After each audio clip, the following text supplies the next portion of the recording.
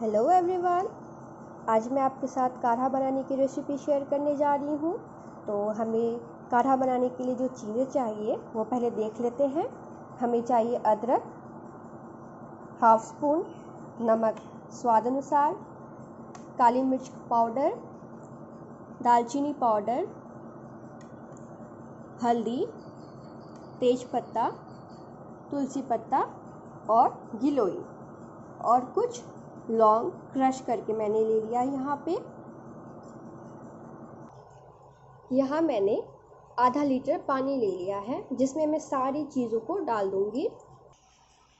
आप देख सकते हैं मैंने सारी चीज़ें इसमें डाल दी हैं और इसे हमें 20 मिनट तक धीमे आंच में पकाना है। तो मैंने गैस फ्लेम को कम कर दिया है। इसे मैं ढक दूँगी। ढक करके पूरे 20 मिनट में इसे पकाऊंगी। हमें एक दो बार बीच बीच में इसे चलाना भी है और हल्का सा चला देंगे, उसके बाद फिर इसे ढक देंगे। और पूरे 20 मिनट हो चुके हैं और हमारा काढ़ा भी बन के हो गया है रेडी। तो चलिए इसे छान लेते हैं।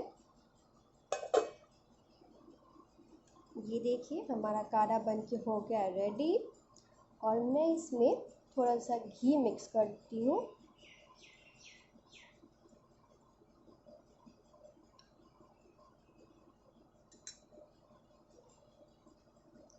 मैंने इसमें घी मिक्स कर दिया। बहुत ही सुंदर से स्मेल आ रहा है इसमें से, बहुत अच्छा एरोमा है और आशा है आप भी पिएंगे, खुद भी स्वस्थ रहेंगे, पूरे परिवार को भी स्वस्थ रखेंगे। So thanks for watching. अगर वीडियो पसंद आए तो लाइक, शेयर और सब्सक्राइब करना ना भूलें। बाय।